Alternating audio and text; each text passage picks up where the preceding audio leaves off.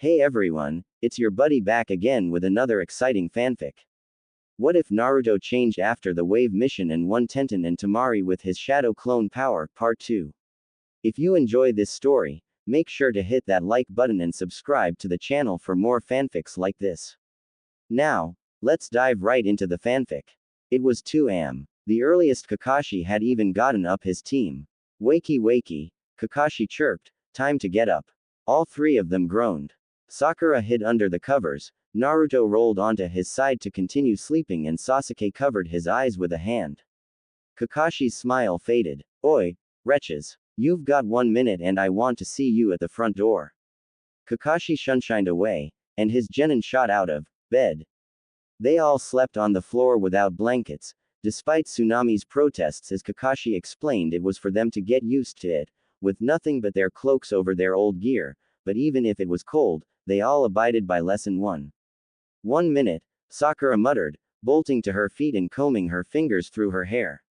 Where's my headband? Here. Naruto tossed it to her. Here's yours. Let's go before sensei gets mad, Sasuke murmurs, before opening the door, waiting for his teammates to ready themselves. All they really needed to do was put their headbands on, tie their thigh pouches on and crack their knuckles and they were done. Kakashi's lecture when they had slept without their gear on, which happened earlier in the week, had really gotten the genin into sleeping in their gear. Cloaks on, Sakura reminded them, giving the boys theirs as the three of them sprinted to the front door. Kakashi had managed to get the white number 7 etched onto their black cloaks before they left, and it gave the genin a sense of teamwork, unity and companionship when they wore it together. Kakashi was there waiting, as was Tazuna. Good job, brats. 1 minute. Tazuna was speechless. Actually came in 1 minute, that was fast. Hi. Sakura nods. Where are we going? To the bridge, Kakashi replies. What for? Sasuke's brow furrowed. Our mission's done. We'll escort him to the bridge and then come back, Kakashi says. Naruto yawns, before grinning. Well, what are we waiting for? Let's go. Trust Naruto to have so much energy in the morning, Sakura mutters, eyes still droopy. It's 2 baka. We've slept for 3 hours. Why are we going to the bridge at 2 in the morning? Sasuke asked, stretching as they made their way slowly through the mist to the bridge. The genin had no idea which way they were going, and apparently neither did Kakashi, so they all trailed behind Tazuna. Kakashi shrugged. He wants to. It's safer in the morning, Tazuna mutters, no one around. You mean? Sasuke narrowed his eyes, no one around to assassinate or attack you. Tazuna doesn't reply. Naruto shifts uncomfortably in his orange jacket for the millionth time, and Sakura tugs at her skirt to make it lower, both of them still not used to wearing their old clothes. Sasuke, however, was glancing back at his Uchiha crest every now and then, as if confirming it was still there, but was otherwise perfectly fine with his clothing. Kakashi smiled under his mask. At least they liked their new Team 7 uniform. That's the bridge, Tazuna gulped. See. Nope. Naruto says cheerfully, the fog's too thick. Are you sure we're in the right spot? Naruto, blow it away. Hi, sensei. Futon. Datapa. You don't need to yell it. But sensei. Mutter it or something. Okay. As the fog cleared, there were 4 people there waiting, as if they knew Tazuna and his bodyguards were coming.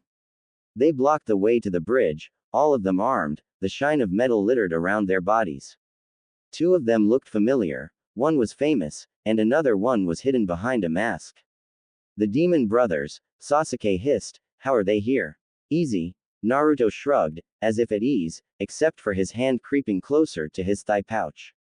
Someone cut them free, and it isn't someone good. I'm sure that the road patrol was coming after us, Sakura grumbled. You're not wrong, Kakashi nods, but they came before the patrol. Zabuza Momochi. The infamous Nukenin smirked. Kakashi Hatake. Kakashi I smiled. Oh, am I famous now? That's nice to know. Kill them all, Zabuza called. Leave Hatake to me. Protect Tazuna at all costs, Kakashi orders, as the masked person, it looked like a girl, but the body shape said otherwise, and the demon brothers charged. The masked person, who walked with grace and looked feather-light, was an interesting contrast to the demon brothers, who were heavy and clambering towards the Sasuke and Naruto. Naruto grins. Alright, he bellows. Let's have a rematch, knuckleheads. Sasuke rolled his eyes, pulling out 2 kunai in each hand. You're the knucklehead. I'm taking that as a compliment. Naruto replies, and the two of them jog to meet the 2 demon brothers, who looked all too happy to battle against the 2 boys. Sakura, take him. Is that a guy? I think. Now I'll take Momochi, so be careful. Hi, sensei. Zabuza smiled sadistically. Haku, rip her apart. Hi. Haku's voice was emotionless and the boy darted around Sakura, whose mind was analyzing the situation carefully. Kakashi closed his eyes, pulled up his Hitai-8, and opened both Mismatch's eyes, the red one swirling hypnotically. He was going to need this Sharingan if he wanted to be able to fight Zabuza Momochi, an A-rank Nukenin, and protect Tazuna at the same time. He trusted his students, he really did, but something felt off. The air smelt stale, the water was odorless, which was weird, because water usually smells, and Kakashi could smell the scent of snakes on their opponents. Something was off. Pipe /pipe /pipe. Sakura stood opposite of Haku, eyes alert. Haku stood there, motionless, only the occasional twitch of his hands. Sakura narrowed her eyes. She leant down, touching the ground, seeing Haku's eyes shine with alert as Sakura touched the ground. The Sakura shot up, bounding back a bit, and Haku did the same. The girl smiled to herself. So he didn't know anything about her, but she also didn't know anything about him. Shanaru, Sakura muttered, slamming her hand on the ground, making the ground underneath them rumbled and turn upside down. Haku's eyes widen, but then jumped gracefully from one stone to another, maintaining his balance. He raised an arm, landing lightly out of Sakura's rock area. Haijutsu. Makio Hyosho. Sakura had no time to leap out of the danger zone. Ice mirrors appeared all around her, but the weird thing was, they started to melt as soon as they were formed. Haku leapt into a mirror, appearing everywhere. Sakura grunts and throws a chakra-infused punch at a melting mirror, but did nothing but a tiny scratch. I'm not going to get out, Sakura muttered. But they're melting. Kuso, if only Blue was here. Haku in the mirrors held up a hand, the melting stopped, shifting and blending in with the rest of the mirrors. Sakura's eyes widened in horror. I have now impaired your vision of your teammates, Haku smiles softly, though they will hear you. The mirrors won't be penetrated by anything from the outside, it can only be destroyed by me or a large attack from you, which I highly doubt will happen. Sakura growled. Mirrors my ass, it's a gigantic mirror dome. And it was. With the melting at the start, the mirrors had molded into a totally different form. Instead of forming a makeshift dome using rectangular mirrors, all of the mirrors had connected and now created one mirror dome, completely surrounding Sakura, who couldn't see past the ice. She had no idea how the others were going, and Kakashi now didn't either, as Sakura and Haku were in the middle of Kakashi and the boys. I apologize if this hurts too much, Haku bows, and all of his reflections copy him. But if Zabuza-san orders it, I shall do it. Fuck. Sakura let out a hiss as 3 Senbon embed themselves into her arm. She closed her eyes, cursing her bad luck. She wasn't the fast one, no, she was the strong one. She had no idea what to do against ice release, isn't that a Kekkei Genkei anyways, and even if she did, that mirror dome was practically invulnerable. You can just stay still and I can kill you with one shot, Haku suggested, in the mirror, as if he had never left in the first place. Sakura grit her teeth. Lesson 13, never give up. This one may seem obvious, but since you brats need to hear it again, lesson 13 is never give up. Understood. Now go do that taijutsu formation or I'll zap you to hell and back. Haku tilted his head to the side. I'm sorry, I don't understand. You're not supposed to. Sakura grunts, I am going to murder you. I unfortunately cannot accept that. Haku flashed back and forth, nailing Senbon at Sakura's exposed body. But some of them bounced off of her not Anbu cloak, frustrating Haku to no ends. Sakura had used the cloak as a shield, covering her body with it as she crouched. She picked out the Senbon, hissing quietly as more hit her. Sakura narrowed her eyes. There was no poison or anything on the Senbon, so it was better to leave them inside her body to stop the bleeding. Sakura closed her eyes. One of her traits that Kakashi had picked up on was that she thought like Inara. She analyzed the situation first, and if she was up against an opponent greater in power than her caution switch would turn on and instantly be on defense. That wasn't necessarily a bad thing, but always being on defense wasn't good either. Sakura took in a deep breath, before standing up, letting herself be vulnerable. If she thought like Inara, well, she'll use that to her advantage. Pipe / pipe / pipe. Nice to see y'all again. Naruto bowed before straightening quickly, and I hope I don't see y'all again. Futon. Datapa. Sasuke watched from the side as Naruto's gigantic gust blew at a frightening speed, aimed straight at the demon brothers. But as Sasuke was about to launch forwards and defeat one with taijutsu, the two of them leapt to the side, their chain broken in half, not by Naruto, but it seemed like it was detachable. Woo! Naruto retreated, they're faster. Much. Sasuke's eyes narrowed. Payback. One bellowed. Sasuke tried taunting. What's your name again? Something that means ugly. Oh whoops, ugly doesn't even compare to you. It's Gozu, dick. The man yelled. And you're paying for what you did. Naruto sidestepped Gozu's attack, letting Sasuke deal with him. That left the other brother, and Naruto. The other man, with the gauntlet on his right hand, started to spin the chain menacingly. Dude. Naruto dodged all the attacks, but one managed to graze him. You couldn't do that last time. The demon brother bared his teeth. There's something called training. Kuso.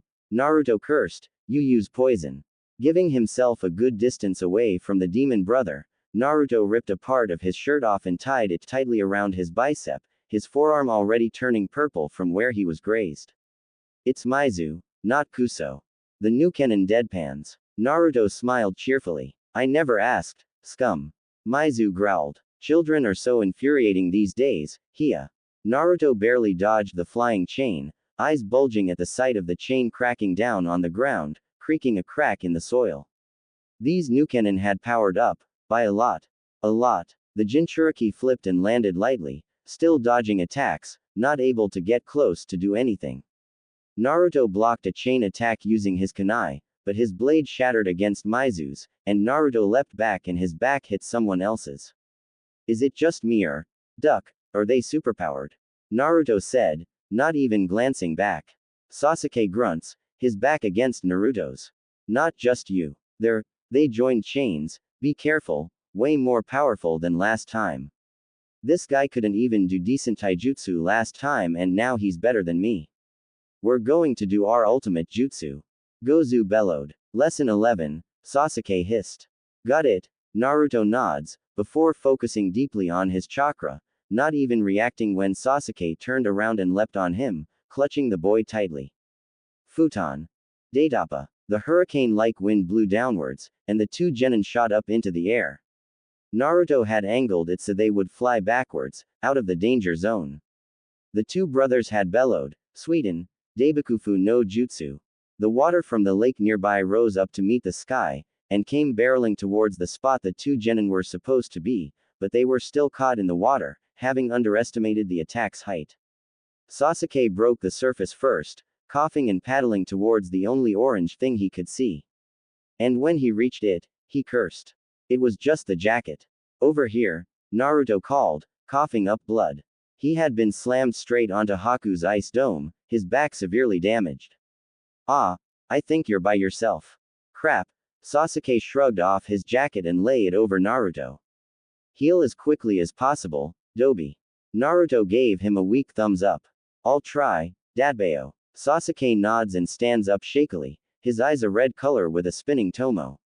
Even if he only had two tomos in one and one in the other, it was still the Sharingan. The two demon brothers freeze at the sight. I thought they both died. Gozu muttered. His brother blanched. Obviously not. I am going to murder you. Sasuke grunted, applying chakra to the bottom of his feet, and bolting towards the Nukenin without them even realizing. Pipe / pipe / pipe. So, Hataki, Zabuza approaches the Jonin slowly, are you sure your students can hold against mine? Kakashi eye smiles again. Yes. After all, they can definitely beat half-assed attempts at creating a genius student. Shut the fuck up, Hokage pet, Zabuza spat. We all know that if it wasn't for the Sandame's smothering, you'd be one of us.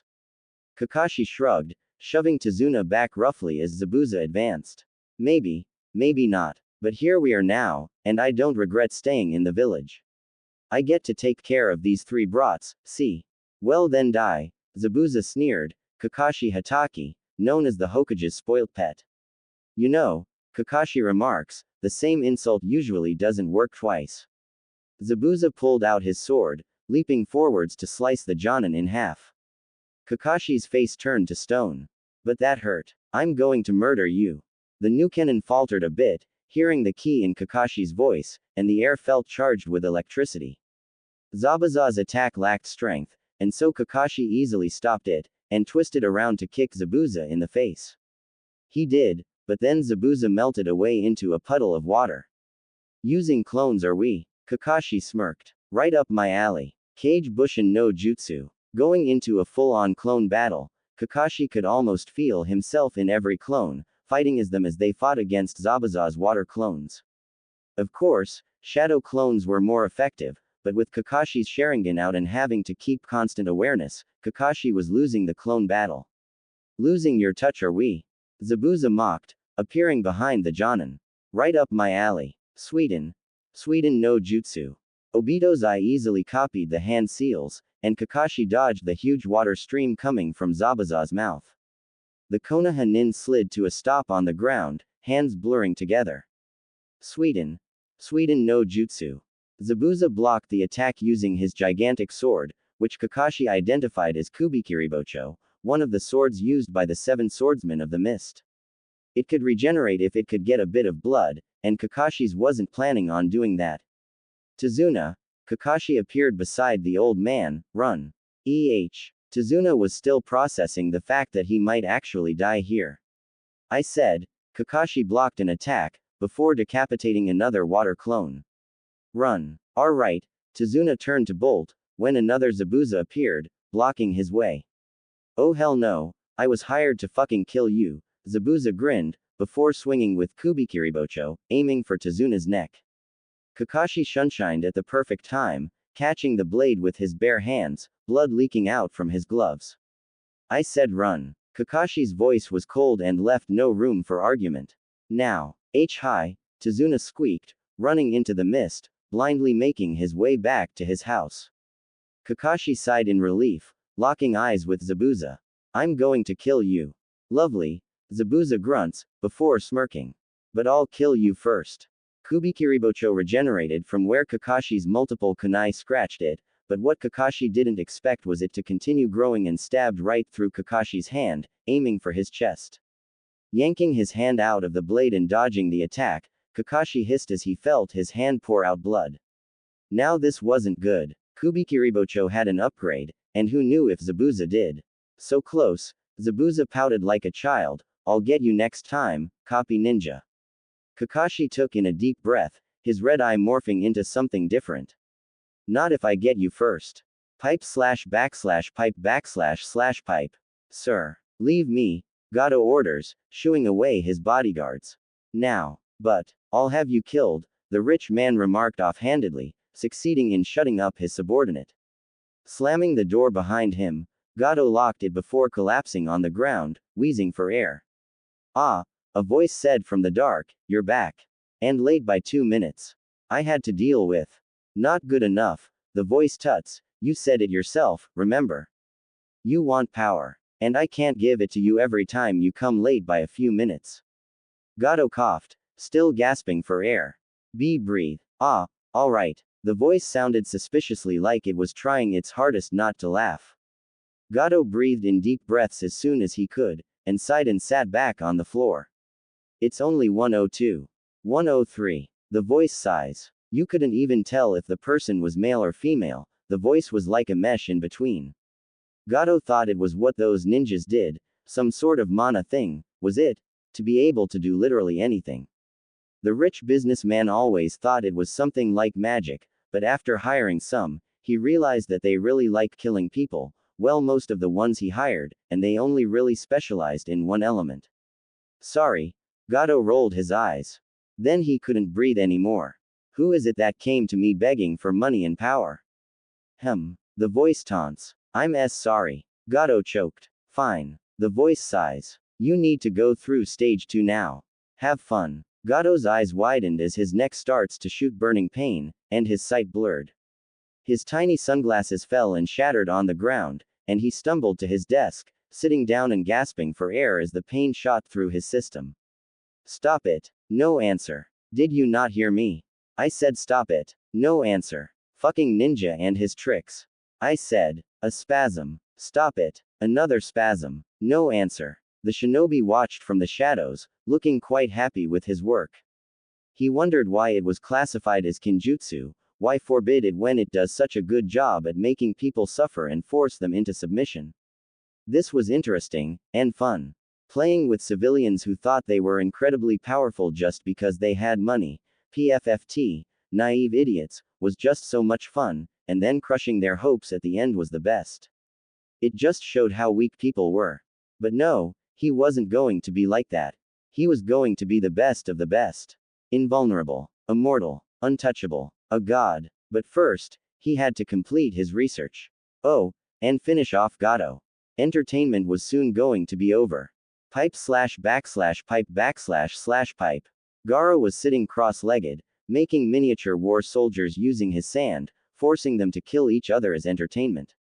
He sat on the rooftop of the Cage Tower, watching over his city quietly, and unnoticed.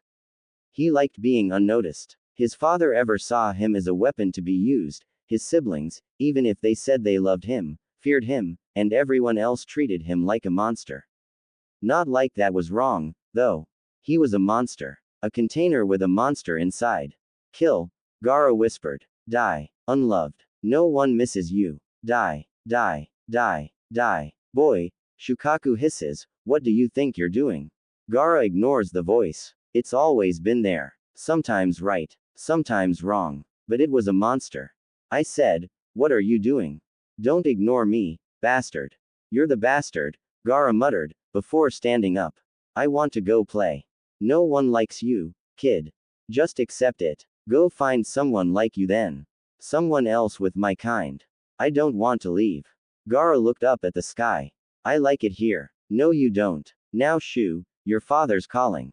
I hate him, Gaara says stubbornly, but still drops down from the tower and uses his sand to enter the Cage's office through the window. The fourth Cage wasn't surprised, not even looking up from his paperwork and tugging his cage hat down a little. Sit. Yes, father. The redhead sits down as his siblings file into the room, both of them laughing with each other. As soon as they saw Gaara, they quietened down and sat in their spots. Father, Temari asked timidly, what is this meeting about? You will be attending the Chunin exams in Konohagakure, Rasa said stiffly, as well as infiltrating for our Konoha attack mission. Kankuro nods slowly. Okay, makes sense. All three of you, the Yondaime emphasizes. I'm going, Gaara questioned. He was usually cooped up inside Sunagakure for safety reasons, and while his siblings took on genin missions, he was just ordered not to rampage or do anything stupid. Yes, Rasa smiled sadistically, you, our ultimate weapon. With you, we can crush Konoha. All three children had no idea where this desire to destroy Konohagakure came from, but it wasn't like they were going to provoke him by asking. Temari then asked, do we show our skills during the exam? Not anything powerful, the Cage replied. I want them to be taken by surprise. I want to see them scream. Okay. Kankuro nods. So we basically flunk the exam so we can beat them up afterwards. Oh yes, the Yondaime grins, understood. I want you to train thrice as hard as usual. Hi. Temari and Kankuro stand up to leave, with Gaara and Rasa left in the room. Rasa turns to Gaara. Don't mess anything up. Yes. Gaara leaves too, a heavy feeling on his heart. He just wanted to. He didn't know what he wanted to do. This wasn't new. Maybe he just wanted to kill some people. It's worked before for this heavy feeling. Sometimes when Gaara felt like this, he'd want to see blood. His own, someone else's, someone's as they die, it all works. Gaara hums to himself, locking himself in his room as he goes to the ensuite. Standing there in the mirror, the boy suddenly wished he didn't look so much like his father. Sand, he cooed softly, and the sand sharpened into a knife and slowly drew blood on Gaara's arm. Ah, makes me feel better. Bastard, stop harming yourself. Gaara snapped, it's none of your business, monster. Please. This is unhealthy, not good for you. I don't want to be sealed in some other worse bastard, okay? Just stop it. I won't listen to you. Gaara sneers, deeper. The sand obliged, and it was tainted a deep maroon as it cut deeper into Gaara's arm. You're going to hit a vein, bastard. Stop it. I won't stop. Gaara smiles at himself in the mirror, I won't stop. Letting the blood drip onto his hand, the Jinchuriki slammed his red left hand onto the mirror, the sound echoing as the red liquid slowly trickled down the glass. Gaara watched the red flow down all the way to the sink, marveling at the beauty of the color. When it was thick, it was dark. When it was thin, it was light. When it was dry, it was dark. When it was fresh, it was light. Geez kid, stop it. I'm trying to heal you here. Never. Gaara smiled at himself in the mirror, the blood seemingly on his face. It feels too good. Bastard. Never. Bastard. You could die. You know what? I could care less. I could die. Then maybe I should kill father before I do. Gaara softly sang to himself, completely oblivious to the fact that the Aikibi had actually tried to help him. The one-tailed beast huffed, and swore never to help this ungrateful brat ever again. What was the Biju thinking, actually offering advice to a human? Those things knew nothing, except wanting power and power this and power that. Shukaku growled. Greedy humans. Chunin exams, in Konohagakure. I can kill people there. Shukaku snorts. Not to mention his container is this half-insane child who had more bloodlust than the whole shinobi village combined. Naruto opened his eyes and found himself in some underground water system, which apparently wasn't great, with water all over the ground and was getting Naruto's toes wet. The boy cocks his head sideways. What's this place? Seems like you finally found me, a voice said from behind. Naruto whirled around to see the Kyuubi behind golden bars, front pawns crossed in a menacing glare on the fox's face. The boy gasped dramatically. That's why sensei calls me a fox. That's why everyone calls me a fox. You. Kurama blinked. Are you mad because of that? Oi you. Naruto growled. Sensei told me about you. Tailed beast blah blah. I didn't understand anything but a huge animal with a lot of chakra to spare. A what? This was not the reaction the tailed beast was accepting. He was expecting something more Minato-like. Charge at him with the intent to seal him back somewhere and to smile a lot as he was saying the jutsu that was about to take his life. But no, the Kyuubi got Kushina-like. And even in the Biju's mind, Minato was better. Much better. A huge animal. Naruto squinted. Are you half deaf or something? Do I need to learn sign language to be able to communicate with you? Communicate. Kurama leaned forwards, sneering. No way. We here are not in a partnership of any kind. You let me out, I won't kill you. Naruto shook his head, grinning. You can't kill me anyways. Oi, since you live here with me, you gotta gimme rent. Understood. When I want your red chakra, you give it. Or I'll never release you. The Biju snorts. You won't release me in the end, anyways. Says who? Naruto bellowed. I, Naruto Uzumaki, swear to release the Kyuubi if I think he's not dangerous enough to kill anyone good or go on a rampage or destroy Konoha again or hate my teammates and sensei or he's my enemy, but if he's my friend he won't be sealed anymore, or if he tries to kill any good Konoha nin or. You talk a lot, Kit. Kurama smirks. Alright, we'll do that. Not like the seal weakens if I give you my chakra anyways. Don't even think about wearing out the seal. Naruto beamed. Sensei says he knows someone who knows the key to restrengthening it, and I'll learn it soon, Datbeo. Kurama hissed. He definitely underestimated the kid. Okay. You've thought of a lot. Course. Naruto shuddered. I had to sit down and learn all about you this one time when Sakura-chan got to do taijutsu work and Sasuke-tem got to work on his Sharingan. Not fair. Kurama growls. You want my chakra or not, twat? Stop being so mean to me. I'm your owner, you know. I'm your container who had to deal with lugging you around, fox.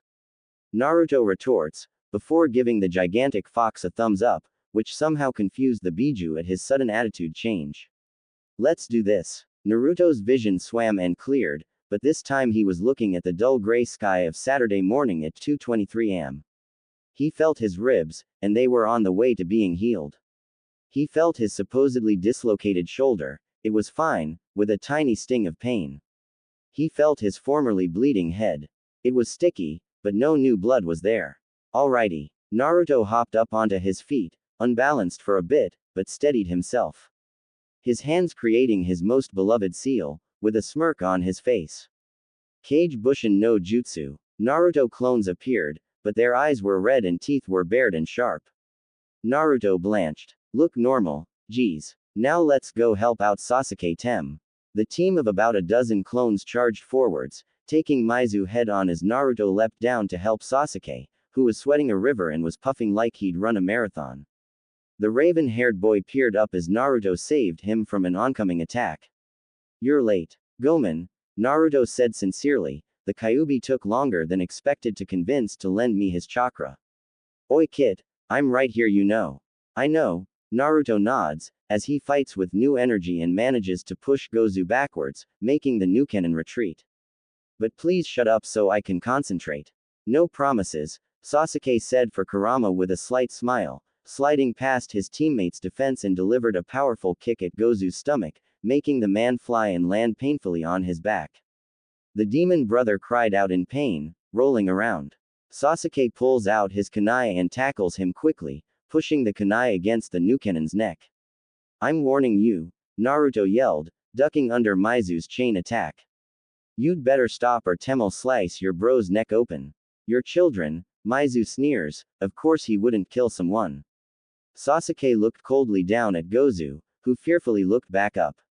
You hear that? Well, too bad. Dobi. Naruto nods. Do it. And Sasuke's hand moved, and Gozu's scream was cut short, warm thick red blood coating Sasuke's hands.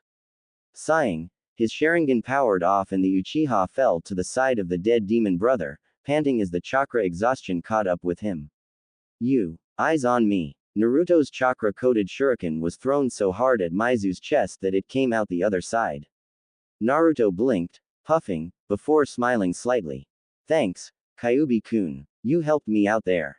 Maizu looked blankly down at his chest, marveling at the sight of his blood and the shuriken which tore through his body, before face planting into the ground, blood coming out formed the corners of his mouth. Naruto's clones, which had all been defeated by Maizu, but had used up all of the demon brother's energy in exchange, were gone, and all that was left was an exhausted Naruto walking slowly to a Sasuke who was fleeting in between consciousness and unconsciousness. We did it, Tem. Naruto sighed, collapsing next to his teammate. Sasuke nods weakly. You know, you're not all that bad, Dobi. Same to you. Naruto grinned and held up a fist. Sasuke looked at it for a while, before huffing and giving Naruto a fist bump. That was a one-time thing. Of course. Don't sound so smug. Of course. Shut up and let me sleep peacefully. Hold on, what about Usagi-chan? Oh frick. Pipe / pipe / pipe. Kakashi was in a similar state to Sasuke, both of them overusing their Sharingan. He was landing quite ungracefully every time he dodged an attack, but still managed to stay on his feet, like the capable Konoha nin he was. Zabuza launched forwards, swiping Kubikiribocho to cleave off Kakashi's head. But that Kakashi turned into smoke and the real one appeared behind the Nukenin, a katana in hand. Kakashi hasn't used a sword like this in full-on battle since his old Anbu times because it always brought back too many memories, but always packed one just in case. The two blades meet, with Zabuza turning around with frightening speed. The copy nin was the first to pull away, his blade lighter and weaker, but much faster. Zabuza could see that Kakashi was getting tired, but so was he, and he couldn't keep up with the copy nin's speed and small but multiple attack approach. The Hatake also always retreated after every attack, so Kubikiribocho's new morphing skill wouldn't work. Enough, Zabuza growled. Sweden. Hahenryu. A gigantic torrent of water sped towards Kakashi, and the ex-Anbu captain just managed to escape unscathed, but wasn't able to escape the next one. Sweden.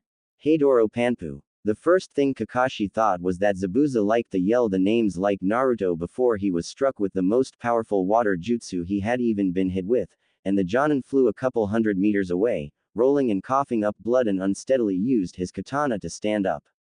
It was a pity that his ninkin was on another mission from the Hokage, which Kakashi found unreasonable, but wouldn't argue with the old man, or else Zabuza would be long dead and he wouldn't have to go through all this pain. Why aren't you doing any jutsus? Zabuza swung Kubikiribocho expertly around. Saving up for something. I'll kill you before that happens. Kakashi coughed up more red. Yeah, whatever. Actually do it, will you? Don't just dream about it and do nothing. Zabuza charged with a battle cry, Kubikiribocho twisting and shaping a totally new shape, which looked like a weird lopsided version of a shuriken on a stick. Kakashi sighed and blocked the attack with his katana, not even reacting when his blade shattered, but kicked Zabuza's stomach instead and knocked the new cannon back a couple of meters. Tossing aside his now useless hilt, Kakashi backed away, fishing inside his thigh pouch for something. Anything. And pulled out Senbon. Very familiar looking Senbon. Oh fuck it, Kakashi muttered, flexing his fingers and placing the Senbon in between his fingers. The Senbon shined a clear white, and Kakashi's mind was suddenly brought back to when Obito died. This was stupid. He was going to let down his team, again, and be the only one left alive, again, and there was probably no one left to help him. But the white glow felt warm in his hands, and the Jonin of Konohagakure grit his teeth. Well, he was going to die trying anyways. Zabuza's water clone appeared in front of him, but Kakashi just brushed past it, identifying it using his Sharingan. Seeing the real one nearby, Kakashi used some of his reserve chakra and shunshined right next to him, stabbing the new cannon with his Senbon right in the chest. What the? Zabuza went into a choking fit, stumbling backwards. Kakashi smiled sadistically. Senbon created from the shards of my old sword. What was it called again? White chakra saber or something. Too bad I didn't take care of it, or else I would have embedded the whole thing in your pitifully disgusting face. Zabuza ripped it out of his neck, thrusting it back at Kakashi, who skillfully dodged. I'ma kill you. You've said that a tad too many times. Kakashi smiled, but dodged Zabuza's swinging attack. Poking his hand back into his pocket, Kakashi yanked out more Senbon and thrust the white metal straight at Zabuza's face, but was blocked by the twisting blade of Kubikiribocho. Zabuza smirked. Why not use Mangekyo again? Scared? Or maybe you can't. Kakashi cursed. He had used a strong genjutsu on Zabuza, which led to him almost killing Zabuza within the first 5 minutes of their match, but then Kakashi's Mangekyo Sharingan flickered off, as this was the first time he'd used it since he quit Anbu, and to be honest, he swore he was close to being blind from using it. But now, Kakashi leapt backwards, crouching down to catch his breath. He was bordering the thin line between adrenaline and chakra exhaustion, and the Jonin did not like it. This is stupid, Kakashi mutters, I need to finish you off. Zabuza, who was also close to being completely exhausted, leaned against Kubikiribocho for support. Same here. Just die, will you? At least your brats can say you died honorably at the hand of Zabuza Momochi. Oh wait, they'll probably be dead too. Fuck off. Kakashi forced his left eye back open again, despite his eyes already crying tears of blood. Look into my eye, dipshit. Zabuza laughs, but does. What? You wouldn't believe how many people have fallen for that, Kakashi mutters, activating the Sharingan. Zabuza, who had no strength, fell to his knees, coughing up blood. I am not going to fall victim to that. Reikiri. Zabuza's mouth sprouted a fountain of red, before he looked with wide eyes at Kakashi, whose hand was still encased with lightning. The sound of birds echoed in the background, as Zabuza's eyes dimmed and he fell limp. Kakashi huffed, stumbling back, his jutsu turning off, the blue light fading as he hunched over, trying to back his breath. Then the Konoha nin glanced back at Zabuza's dead corpse, musing at how that was a scarily close call. That hasn't happened in a while, and it was refreshing to the copy ninja at how there were other skilled people out there. Well, Kakashi sighed, I killed you first, even if you whined about killing me the most. And now, I get to, wretches. God damn it. Pipe / backslash pipe / pipe. You're good, Haku murmurs, but not good enough. Sakura grit her teeth, trying her hardest not to think about the fact she looked more like a porcupine than a human being. Oh really? Who says I'm done? Look at yourself. Haku sounded like he was smirking, but Sakura couldn't tell because of the hunter nin mask. She had finally identified his mask, in the midst of being a live target for Haku, not being able to do any damage to him. Sakura smiled faintly. You really do underestimate me. You think I've just been dodging this whole time. I'm going to send you to hell and back before you ultimately go to Satan. Come at me, Baka. Haku sighed, before attacking Sakura again, his respect for the girl growing larger and larger. She was only genin, but was still standing up even if she was close to falling and accepting defeat. Sakura's eyes closed, and Haku's widened. This girl, she planned something. Veering off to the left, Haku aimed and shot, but was surprised to see Sakura poof off. A clone. Something embedded itself into Haku's body, and the boy jumped back into the mirror. Sakura, who was somehow right in front of him, opened her eyes with a smile. I hit you. Haku looked down. A shuriken was there, in his thigh, and warm blood trickling down his right leg. Haku sneered. Lucky shot. He attacked. He ended up with a kunai stuck dangerously deep into his shoulder, more blood coming out, and Sakura was puffing, but otherwise unharmed. Predictable, Sakura mutters, a sense of accomplishment rushing through her. Finally. She could finally put her plan into action. Haku kept trying to attack Sakura, but the girl only countered but substituting herself so quickly Haku thought she was teleporting at light speed. She used everything. Her own clones, discarded kunai, even Haku's senbon she sometimes tore out of her body to place all around the dome. The Nukenin growled and tackled her this one time, not even aiming for an escape route and pinned her to the ground. You can't. Kawarimi no Jutsu. Sakura beamed, her right hand forming the set of seals. Haku landed uncomfortably on a set of his own senbon, and he chuckled dryly as he pulled them out of his stomach. So you can do it with one hand. Blame sensei. Sakura was behind him with a kunai against his neck. He's the one who had us do an E-rank with one hand. Haku breathed in, calming himself. Your sensei is a very good teacher, but annoying. Sensatsu shusho. Sakura gasped as her body was used as a pincushion, water senbon flying towards her. The girl collapsed, but then smiled weakly. This was all going to plan. The Konoha nin was surprised as to how this was actually working, but if it was, then she wasn't going to question it. Haku flew back into his mirror dome, eyes narrowed. I will defeat you. Long way to go, Sakura commented, before seeing the step forwards of his left leg and substituted away, knowing that Haku was going to attack. The boy cursed when he saw Sakura disappear. But he accounted for that. He was faster than her, that he knew. Much faster. And so when he twisted round to throw more senbon, he was surprised to see Sakura already having her cloak blocking that side so the needles bounced harmlessly off and she substituted away, out of harm's way. Left, right, right, right, right, left, center, left, left, behind, left, right, right.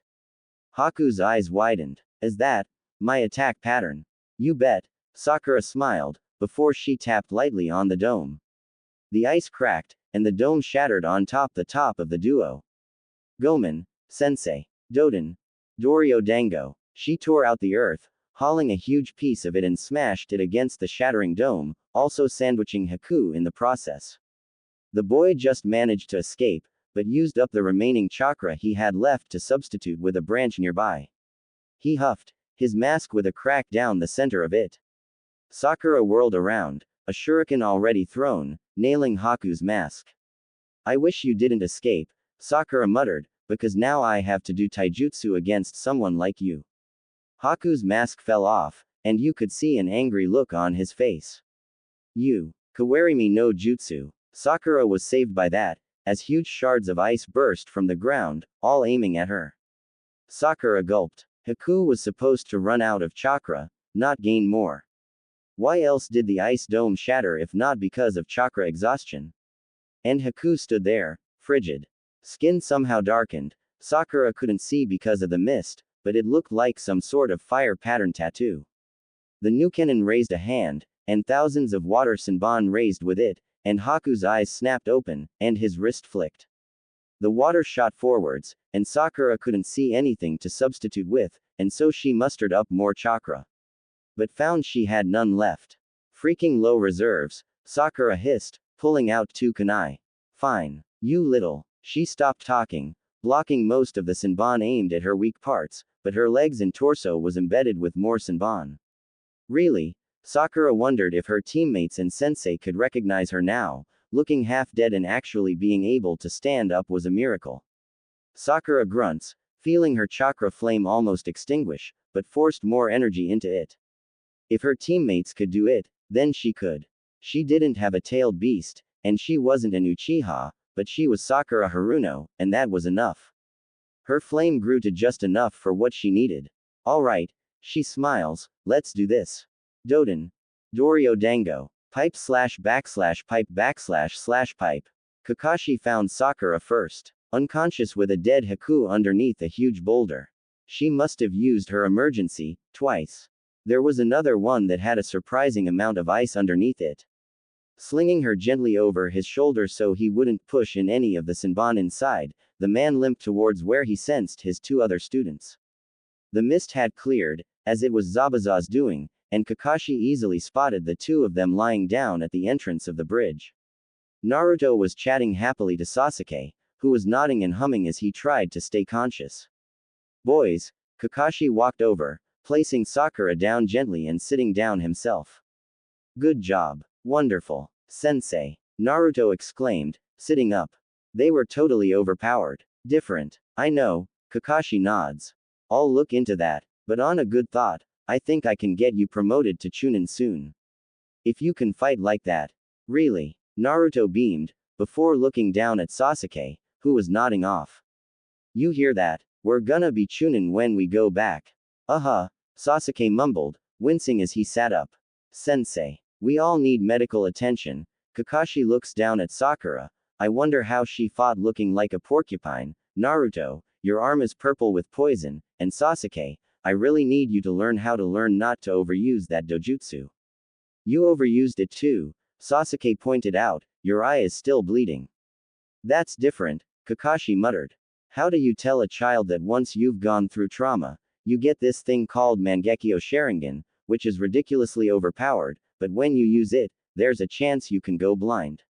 Sensei. Naruto paled. Someone was coming. Actually, more than one person.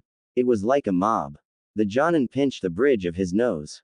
We have the worst luck in the world. Naruto, you can use your emergency.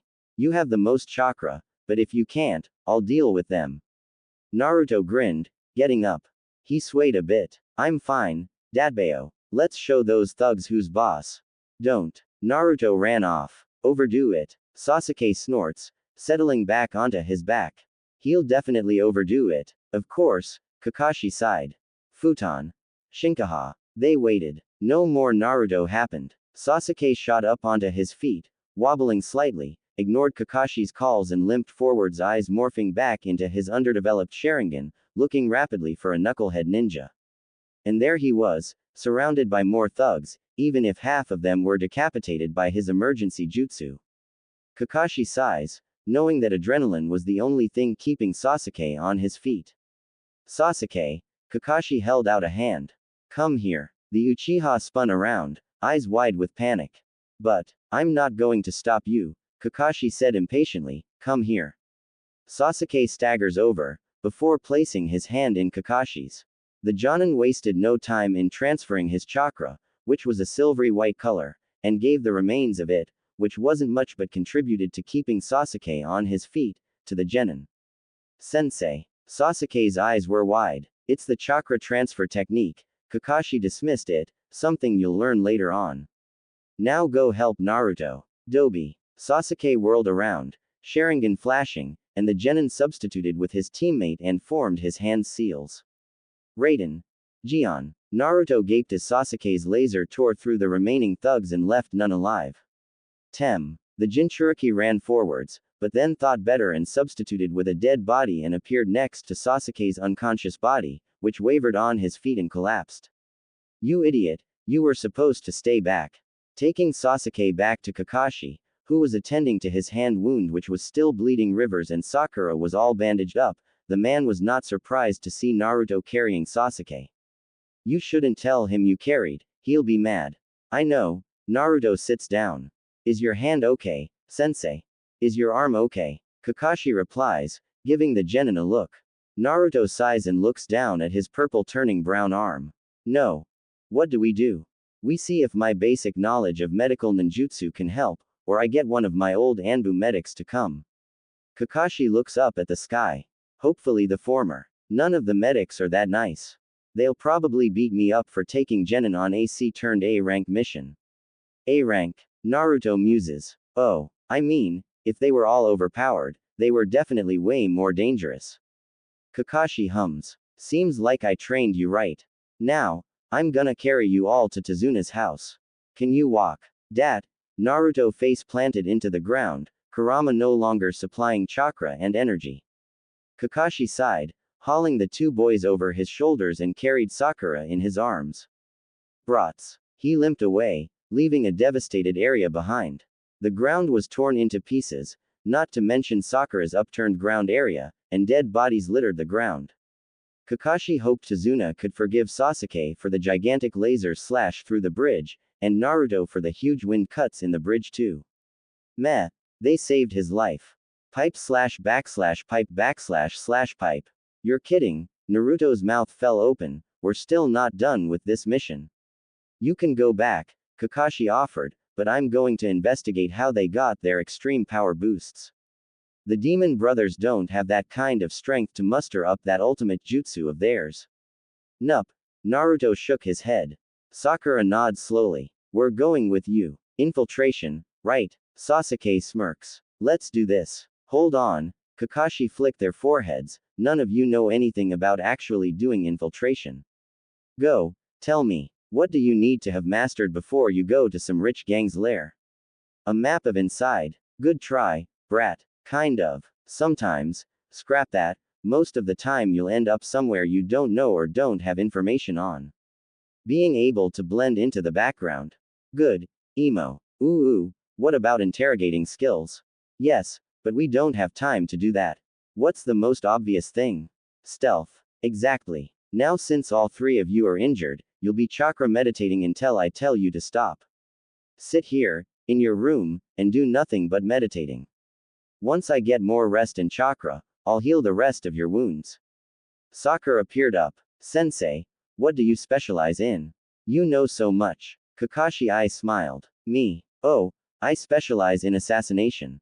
But that comes with a whole lot of other stuff, and the people around me specialize in different things so I just pick them up.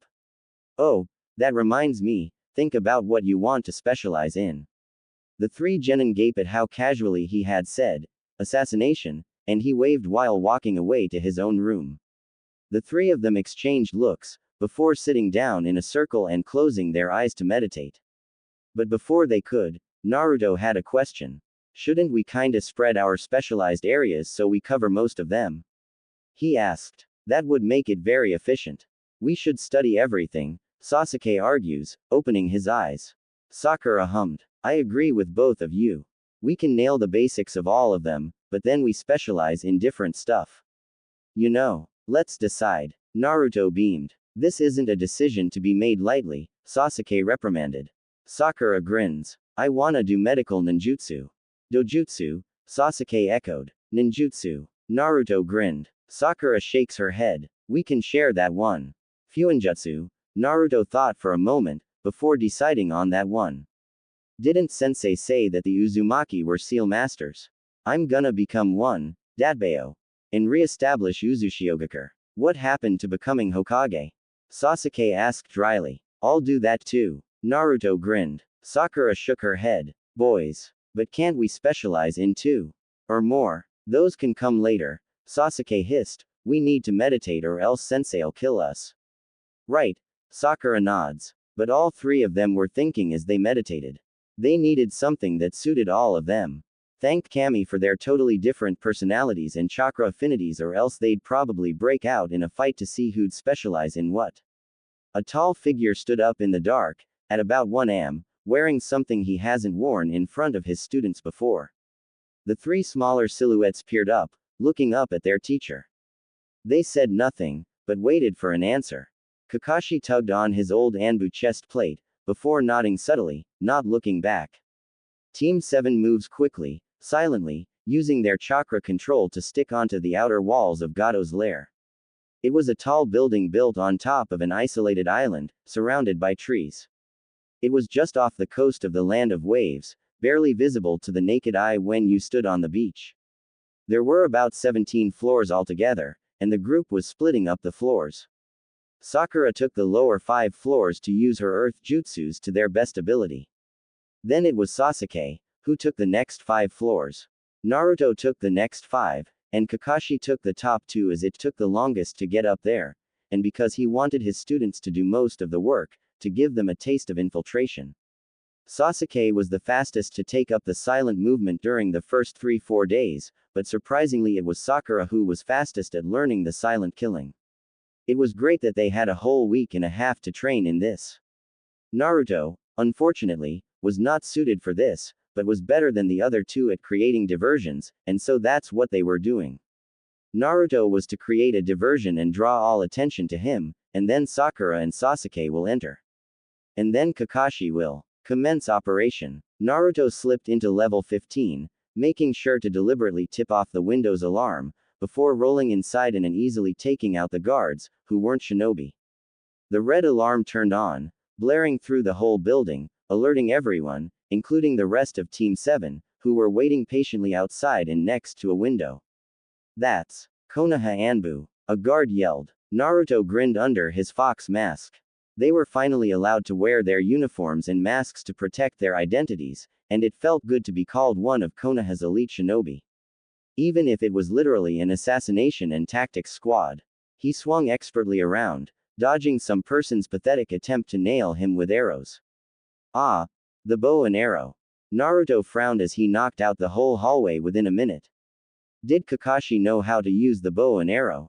Probably. He knew a lot. Once Naruto was inside for 2 minutes, clearing the 15th floor, Sakura and Sasuke exchanged glances along the side of the building before slipping in through their designated windows, careful not to set off their alarms. Sakura easily aimed her shurikens for the throat of all of the guards, finding that hers weren't shinobi either. Sasuke, however, was having a hard time getting all of them to shut up, as his level was dedicated people their age, which Sasuke theorized was for them to train to be the next bodyguards for Gato. Sasuke couldn't exactly kill them, but he couldn't let them assist their elders, and so he proceeded to knock them out, which proved to be a nuisance and took up a lot of time. Just shut up, Sasuke grunts, whirling between them, knocking them out quickly but left a girl who looked startling like Sakura, green eyes wide. You. Tell me where the bastard Gato is. The girl growled. Never. Do it. Sasuke pulled out a kunai. Now. No. Sasuke sighed. I'm asking nicely. Please tell me where the bastard Gato is. All he got was a rapid shake of her head and incoherent muttering. Sasuke grumbled. I won't kill you if you do. The girl was stubborn, which led to Sasuke knocking her out too, before using his chakra wires, which were coils that could be strengthened by its user's chakra, to bound the door and windows tightly so they couldn't get out before silently moving on to the next room. Kakashi really needed to teach them torture and interrogation. Kakashi was still waiting at the 4-minute mark, his mind whirling with the worst possibilities that could happen to his genin. But he trusted them. This wasn't too bad, and his clone had only reported Zabuza and his team as the only hired Nukenin. He just hoped his clone was right. And that was 7 minutes. Time for the master of infiltration and assassinate to enter the plan. Kakashi slipped into the top level, slinking in and out of the shadows, bypassing 4 elite guards easily. How did he know they were elite? They had the letters ELITE etched on their chest plates, and killed them silently, not even their bodies falling to the ground with a thump. Kakashi had used his white chakra saber Senbon, nailing them quickly in the neck. He winced as he needed to throw 3 to kill 1 guard. He was really losing his touch. He needed to train, and maybe adopt a little of his team's thought process of, must get stronger or else I'm not working hard enough. Unfortunately, the 17th floor was empty all except for shipping cargo of drugs and tobacco. Oh, and don't forget alcohol. Freaking bastards, Kakashi mutters, pinching his nose as he placed seals around the rooms. Illegal shipping, and what the hell is this? Where did they get proxenia from? Proxenia was the infamous drug at the center of Kakashi's first and largest drug case. It could give people hormones for 10 days after one dose, as well as give them characteristics of any animal they like, as long as they had the DNA. And it was long out of produce, now being banned in all nations. It could kill people who were addicted, especially those using it for a long time. Kakashi barely remembered being injected with it for this one time, and it made him feel like God. Not to mention he had a wolf's DNA, earning him the nickname of Pup in his very first Anbu team.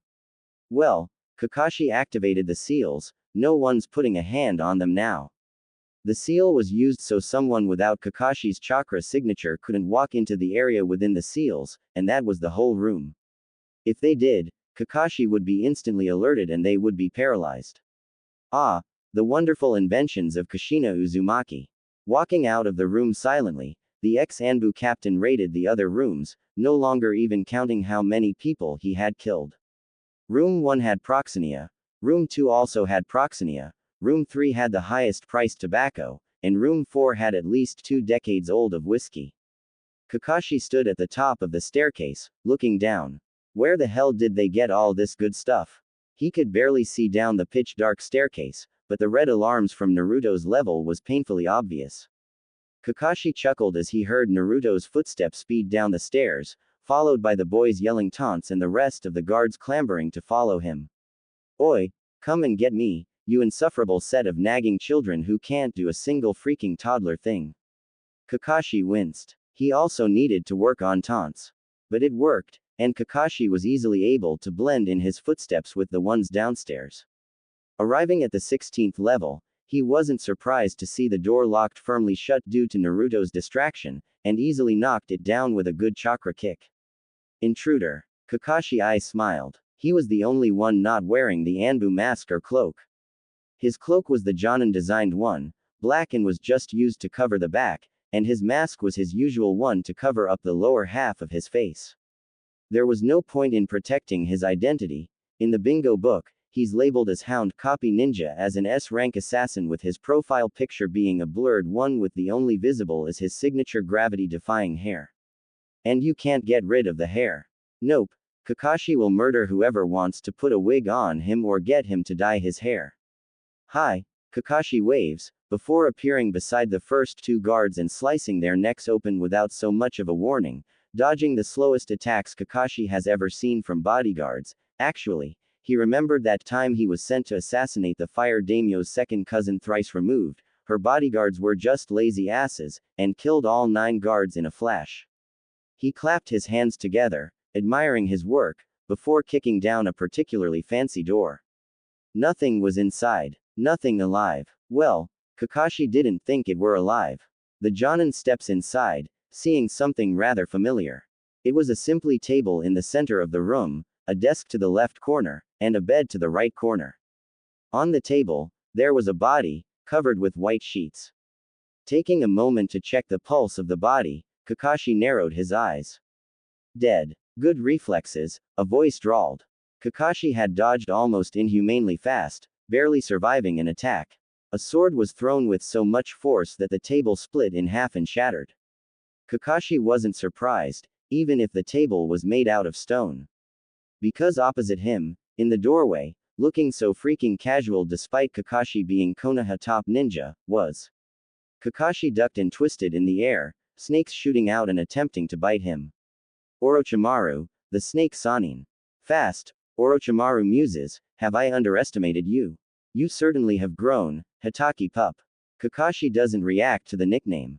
Ah, thanks. Now I'd like to know why you, a renowned Nukenin, is doing here, in the land of waves. Orochimaru smiles slyly. Isn't that what you'd do if you're bored? Pick a fight somewhere else where no one'll know. No. Kakashi looks at the Sanin blankly. I'd go talk to Guy. He certainly makes my life a whole lot more interesting. Orochimaru barks out a laugh, before his emotions sober and he approaches Kakashi slowly. The Konoha nin stands there, looking casual, but both men knew that the other was definitely on their guard and wouldn't hesitate to strike. It was obvious, some time ago, that Orochimaru was stronger. But now the Sanin looks the son of the White Fang in the eye, and sees a much stronger man and is definitely not going to let down his guard around the ex-Anbu captain. Have you been experimenting again? Kakashi asked offhandedly. Orochimaru glares at him pleasantly. None of your business. Well, Kakashi I smiled. You want to tell me something, don't you? Orochimaru sneers. I have a message for the Sandame. Tell him to keep an eye out for his safety. The Sandame. Kakashi levels Orochimaru's cold glare with his own, and after years of being in the Anbu, he's perfected that glare. I'm sorry, why don't you tell him yourself? Scared? Oh, just to keep the sense of mystery, and I like using you as a pawn. Orochimaru smirks, before walking past Kakashi and opening the window. All best be going. I do hope you did like the Momochi entertainment I supplied. Was that enough to boost your little cute genin team? Kakashi snorts, throwing a kunai. I'm the only one who gets to call them cute. Orochimaru barely catches it, blood trickling down the ex-Konoha nin's fingers. Very well. Kakashi knew he couldn't pursue the Sannin. There was a whole lot of risks with just holding a conversation with the traitor, not to mention he had a genin team downstairs infiltrating Gato turned Orochimaru's lair. Kakashi needed to get them out, and fast. Orochimaru turned around to leave, narrowing his eyes. Oh, leave this. He drops the kunai, wiping the blade clean using his purple robes, before disappearing out of the room. Kakashi wonders if the 16th floor is high enough of a fall to fatally wound the Sannin, but snorts. This was Orochimaru they were talking about. Power-hungry little self-centered bitch. Exiting the room, but not before also sealing that room, Kakashi walks out, not caring about his loud footsteps. He needed to get the rest of the 16th floor cleared, before checking up on his genin. Speeding through the floor, Kakashi found nothing but more drugs. Now how they got Cetus was a complete mystery, and needed be looked into, and found himself close to running out of seals. He really didn't want to draw them on manually with chakra. Brat, Kakashi shunshine to Sakura's side to find her lounging on the 5th floor while filing her nails with a kunai. Sakura looked up. Sensei. Levels 1 to 5 are clear. I can tell, Kakashi said dryly. Now, let's head up. Hi. Sakura stood up, looking unrecognizable with her hood and mask on.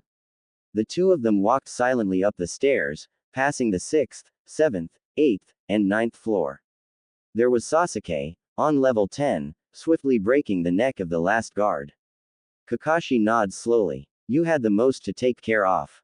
Sasuke sighed, standing up slowly. I know. There was way more than normal, even more than Dobi, probably. Maybe he walked into a trap and they went down to check on the kids. Kids? Sakura asked. Sasuke jerked his head backwards. Second last door. Room full of people our age. Really? Kakashi mused. There's a lot of shady things going on inside of here. Proxenia, Cetus, tobacco, alcohol, traitor, and now kids. Sasuke simply shrugs, walking over to stand by Kakashi and Sakura. I have no idea what's going on. Gato not here? Kakashi asked, changing the subject. Sasuke shook his head. Must have been on Naruto's levels, Sakura says, just before the floor above them crashed open and a Naruto strangling Gato burst through the floor. Again, Gato's skin was patterned with black tattoos, like the one Sakura saw on Haku. Naruto snarled, obviously concentrating. Freaking bastard. Kakashi threw Naruto off Gato, tossing his student out of the way. The cursed seal of heaven. Back off. I should have known. The what of what? Naruto gasped for breath, leaning heavily on Sasuke and Sakura, who had been on the receiving side of Kakashi's toss. Enko Mitarashi has it, Kakashi says casually as he fights against stage 2, cringing in disgust as Gato grew limb-like wings. All Jonin have been briefed as to what to do when she goes out of control. It's a cursed seal. Kakashi cut himself off to deliver a chakra-infused punch into Gato's abdomen. Created by Orochimaru, to give his subjects, he dodged Gato's swinging attack. More power but gives him more control over them. Kakashi huffs, delivering a powerful kick to Gato's face, completely knocking out the man. But it's not effective on civis, the people who know nothing about power, chakra and taijutsu. His three students gape. Naruto gulped. You just gave us a lecture on that seal while fighting against Orochimaru's subordinate. Play toy, Kakashi corrected, If it was actually Orochimaru's subordinate, I might have to get serious like when I fought Zabuza. Sakura then remembered. Sensei. Haku also had a mark like that. Of course, Kakashi growled, entertainment. That's why. Power-ups, frick. That wretched little. Kakashi sighed, pinching the bridge of his nose. Let's go. The land of waves'll clean this up if we give Tazuna the details and he brings it to the daimyo. Hi, the three genin bow, before turning to each other, knowing they all had a smile on their faces. Their first infiltration mission was a success. Pipe / pipe / pipe. Tazuna, Tsunami and Inari all waiting impatiently for the shinobi to return. They had left the earlier night at 7 p.m. to walk across the water to get to Gato's island. As it was quite a far way for beginners to walk on water, Kakashi had planned for them to leave early, at least it was winter, so it was already pitch black at 7, so they could rest inside the surrounding forest. And now it was 7 p.m. again, an exact 24 hours later. Are they? Inari wiped at his eyes. I'm not crying. Are they going to come back? I hope. Tsunami kisses her son's forehead. PFF'd. Tazuna sounded unsure himself. Obviously they will. They're doing so much for us, Tsunami whispered, patting Inari's head. How will we repay them? You don't need to, Tsunami-san. Naruto chirped, walking out of the mist with a bright smile. We're back. Have you been crying, Inari? No. Inari protested, but then ran forwards to give Naruto a hug. Thanks, for dealing with Gato. You mean this old lump here? Sakura groaned, throwing Gato down on the ground. I had to lug him on the water.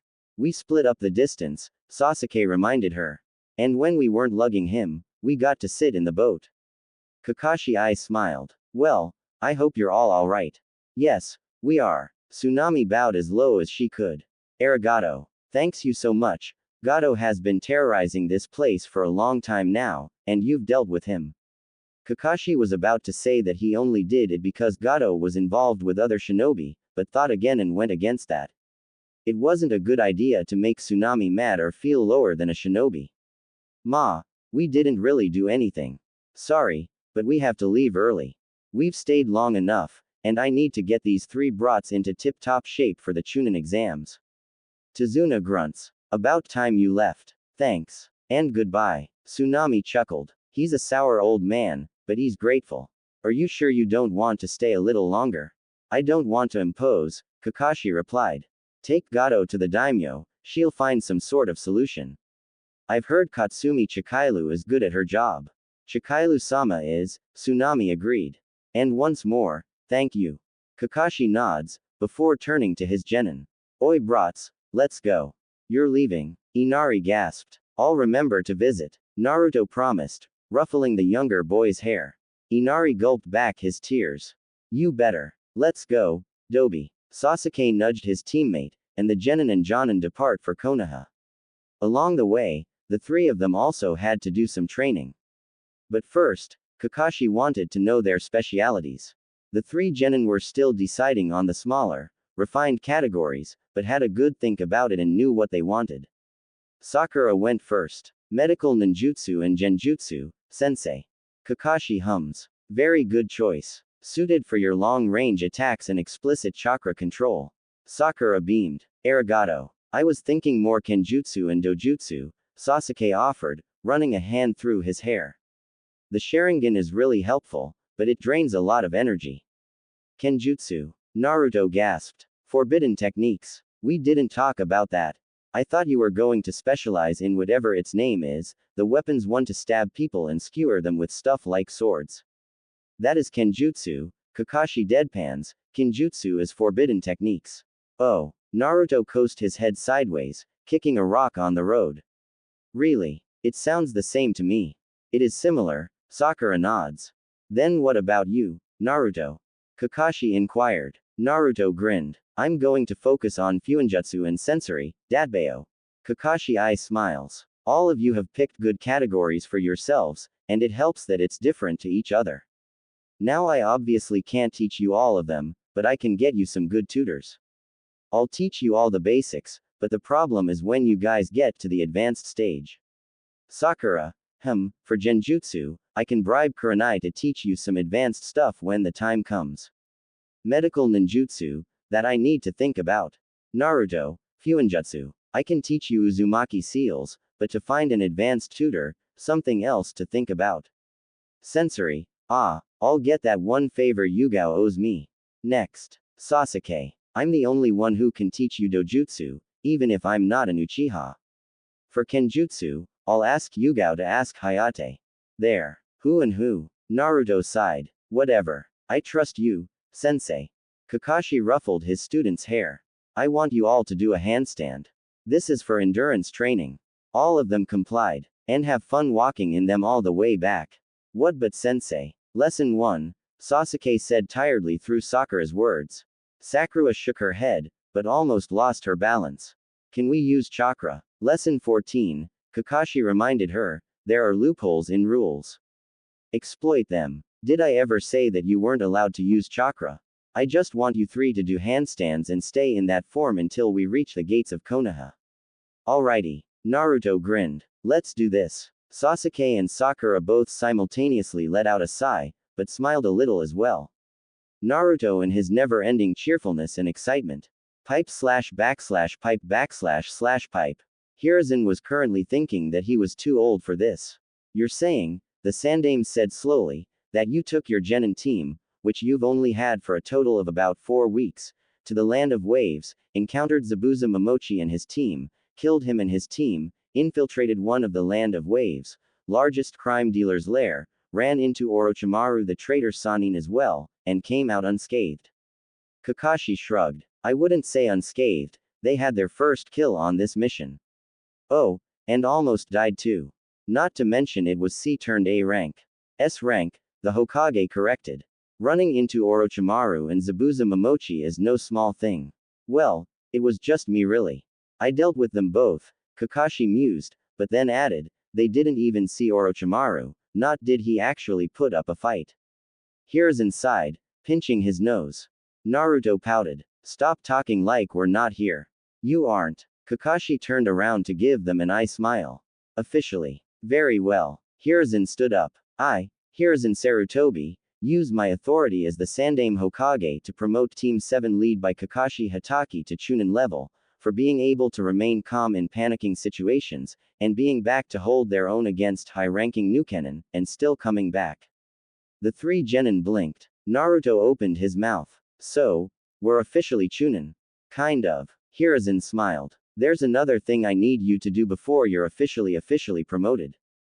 Sasuke mused. And what's that, Hokage-sama? The Sandaime chuckled. The Uchiha really did remind him of Kakashi, Naruto of Obito, and Sakura of an extreme version of Rin. Enter the Chunin exams. Sakura smiled. Chunin in the Chunin exams?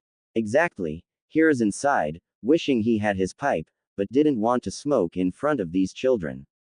I think you know about the rumors of Otogakure and Sunagakure teaming up together to invade Konoha during the Chunin exams. Sasuke asked. Yes. Sensei told us. Hiruzen chuckled. You never miss a thing, Kakashi. Kakashi shrugged. I want you to keep an eye on the Suna Nin and the Oto Nin. Actually, I want you to keep an eye on them all. Konoha Nin included, the Hokage said sternly. There is a high chance we have a traitor amongst us, and it would make sense for them to enter the Chunin exams. Naruto looks at him blankly. I don't understand a thing. So we're pretty much going to enter the exam to spy on everyone. Like everyone. Correct. Hiruzen smiled. How could he forgot about Naruto's personality? It was probably the uniform. Damn Kakashi and his smart little ideas that can change a whole lot of things. Including how Naruto stands with his straight posture, it seems. Before we leave, Kakashi said, I'd like to know if my tutoring ideas are okay. With me, or them? The Sandaime straightened to look up at the tall Jonin. Kakashi nods his head. All. I think it's fine. The Sandaime nods, so Kurenai, Guy, Yugao, Hayate. And maybe Genma. And Jiraiya and Tsunade. I'm more worried about Kurenai and Jiraiya and Tsunade. Kakashi shrugs. The Hokage smiles. I'll get you their details. Don't bother with Yugao, Hayate and Genma. Kakashi grins under his mask. They owe me a couple of favors. And Hokage-sama. Kakashi's hands flashed in Anbu sign language, conveying a message that the genin now Chunin couldn't understand. Orochimaru had a warning for you to keep an eye out on your safety. The Sandaime nods, face grave. Dismissed. Kakashi Hatake, 009720, Jonin. Sakura Haruno, 012601, Chunin. Sasuke Uchiha, 012606, Chunin. Naruto Uzumaki, 012607, GE, Chunin, Dadbao. Hiruzen chuckled as Team 7 left, hearing Kakashi's announcement of learning the basics of each jutsu category after some combat training and the children's sounds of excitement. The least the Sandaime could do for Kakashi was get him the teachers he needed, since he was the one who pressured the Jonin into creating a genius team. Flipping through his files, he found the latest contact details for his other two students, Jiraiya and Tsunade. It took a while of rummaging, mostly because it was protected with traps and other protective measures. Jiraiya was last seen in a Megakure, and Tsunade was gambling away in some small city on the edge of the Land of Fire. Interesting. Combining those two files and closing with the newest poster of ICHA, Hiruzen gave it to an Anbu operative, knowing that she wouldn't open it. Give this to Kakashi Hatake, he orders. Hi, Hokage-sama. As the green-haired woman arrives at Training Ground 3, she was surprised to see Sasuke and Sakura going full out on a ninjutsu battle and Naruto was continuously summoning clones, one at a time. There was about a whole crowd of Narutos, and their job was to remain as still as possible in the positions Kakashi gave them. Hound-sama, the Anbu woman bowed, holding out the file. From Hokage-sama. Thanks, Kakashi nods gratefully, taking it and nonchalantly opening it. He grins when he sees what's inside. And can you please tell the whole Anbu department to stop calling me Hound? I've retired, geez. The woman smiled under her mouse mask. I cannot do that, Hound-sama. You never truly retire from Anbu, sir. Kakashi sighs. Alright, whatever. Dismissed. The woman nods, shining away. Sasuke huffs, jumping out of the way of Sakura's rock attack. You're part of the Anbu. Was, Kakashi nods. Ages ago. Oi, you two. Stop. That's enough. Brat, come here. Sakura walked over, confused. Happy late birthday. Kakashi smiles warmly, passing her Tsunade's file. Sakura was stunned, before looking down at the file slowly. She opened the cover and her mouth fell wide open at Tsunade's profile picture. I did tell you I'd think about your medical nin tutor, right? Birthday. Naruto walked over. Was it your birthday? Sakura nods. It was. A week-ish ago. The day you did silent killing, Kakashi supplied. And that's your gift. Happy birthday, Sasuke said, walking over. I'll get you something tomorrow. Sakura panicked. You don't have to. It's just my birthday. I'll get you something too. Naruto grinned. We did get our share of the mission money, remember? Not to mention the Land of Waves daimyo was nice enough to quadruple our price because of Gato. And I'll get you something you'll love, Dadbao. Kakashi smiled. Well, that's nice. Back to training. Naruto groaned, before putting his hands together to create more clones. Sasuke turns to Sakura, only to see her slam her hand on the ground and trap him in the turning rocks. The Uchiha smirked before he disappeared in a poof of smoke, having been a clone. Sakura lets out an annoyed huff, but manages to leap out of the way of Sasuke's fireball. Now this was called training. Sakura was slowly catching up in terms of taijutsu, and Naruto's control is getting better. Sasuke was learning to be more social with his teammates, as proved by the fact that he offered to buy Sakura a gift. Kakashi smiled. This was great. The training was coming along and the council got their results. They even got to Chunin, albeit it took longer than they wanted, but seriously, 2 weeks isn't enough time. A season had passed. Team 7's daily schedule looked like this for the 3 months. 6 am to 8 am, taijutsu, genjutsu and ninjutsu training with Kakashi. 8 am to 8:30 am, breakfast, Kakashi's restaurant of choice, while hanged as someone else, sometimes as each other. 8:30 am to 12:30 p.m., specialist training with their individual tutors. 12:30 p.m. to 1 p.m., that was in the hands of the specialist trainers. Sometimes it was nothing with the trainer eating lunch in front of their student, other times it was the student cooking for the two of them. 1 p.m. to 5:30 p.m., specialist training again, but it was usually with a different tutor. 5:30 p.m. to 6 p.m., taking turns making dinner for each other, all from produce they had to buy, grow or find themselves.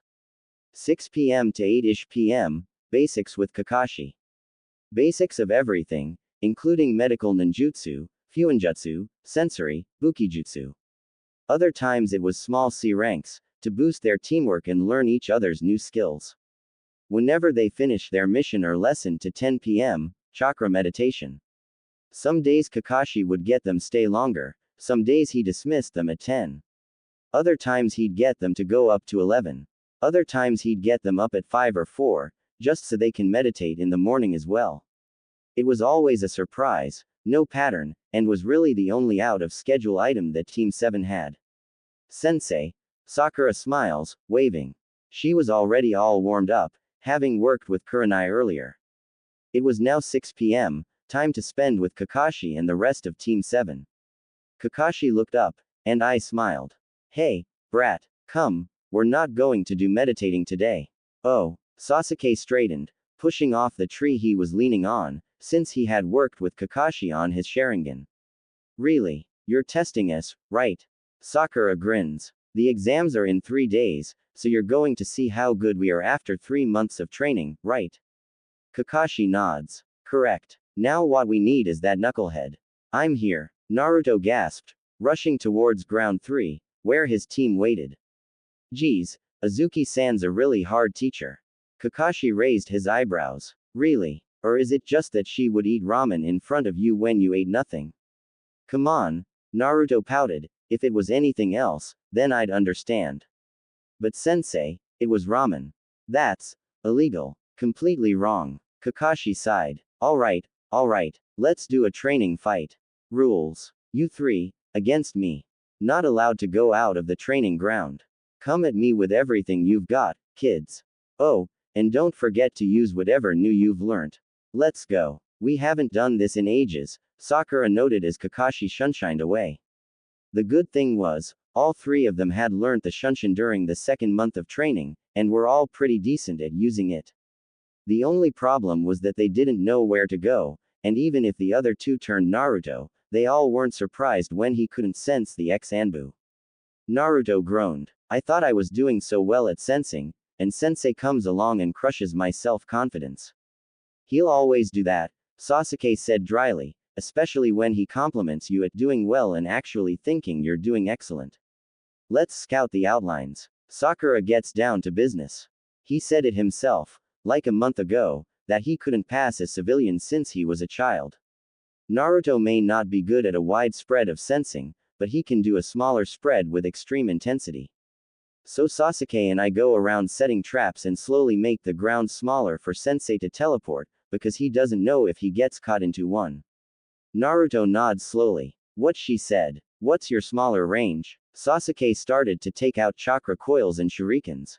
Naruto frowned. About 300 meters. What's your large range? Sakura stretched. About 2 kilometers. Naruto coasted his head sideways.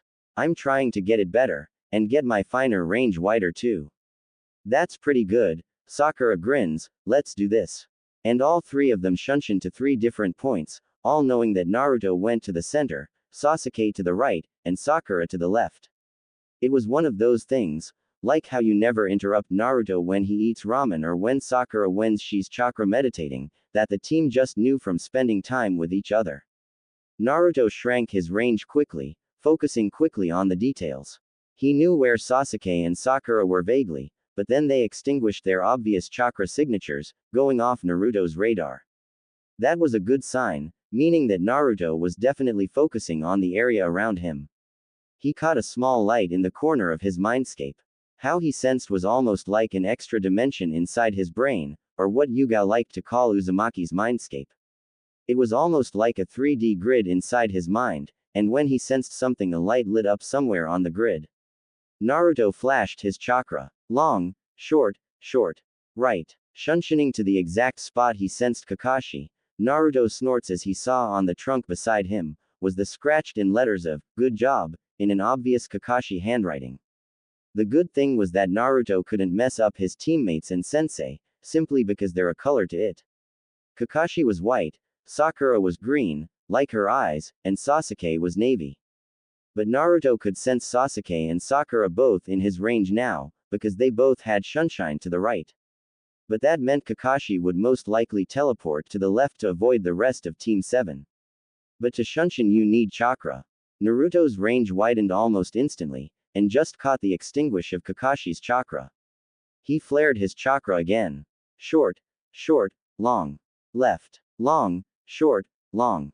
Center. This time, only Sasuke Sunshined, arriving right where Naruto last sensed Kakashi.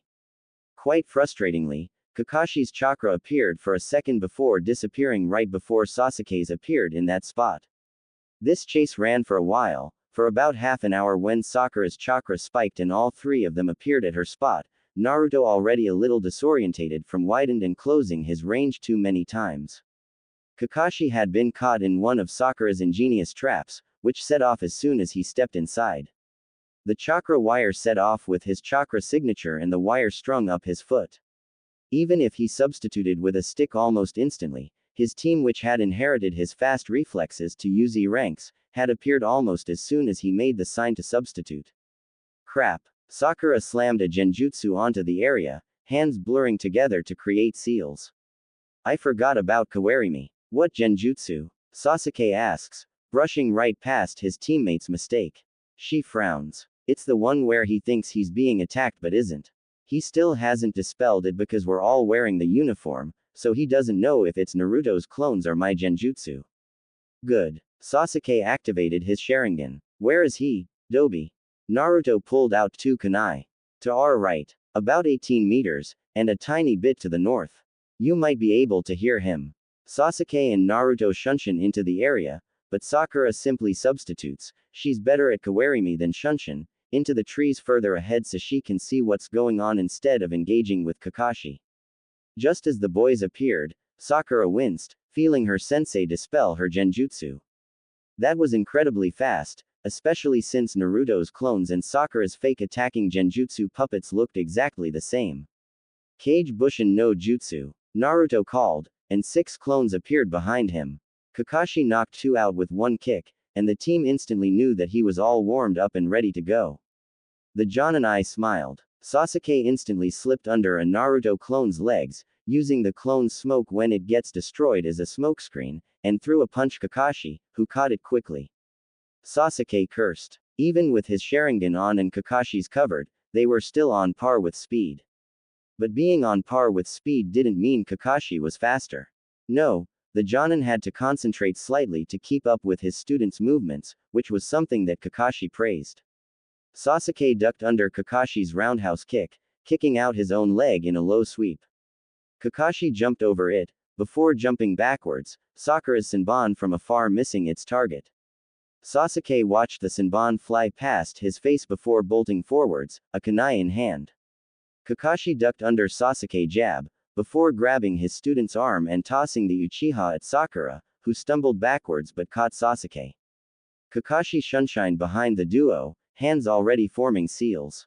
He smiled. Sweden no Jutsu. A stream of water shot out of his mouth and barreled towards the 2 students, with the 2 of them Sunshining right before the water would have hit them. Kakashi whistled at the small crater the water left after slamming into the ground.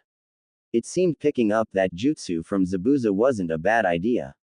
Kakashi sensed Naruto's huge chakra from behind, and just managed to substitute out of the way as a huge gust of wind completely devastated the area for about a 500-meter radius. Kakashi appeared behind the Jinchuriki, humming happily as Sasuke was also there. He smiled, just as Sasuke whirled around, nailing a kick in his face. Naruto gaped. Did you actually hit Sen? A clone? Sasuke cursed, before turning to Naruto.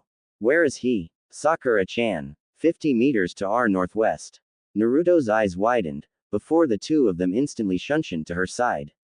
There stood Kakashi, looking cheerful, while Sakura was being held hostage. She was upside down, tied up with chakra coils. But Kakashi was also looking a little rough.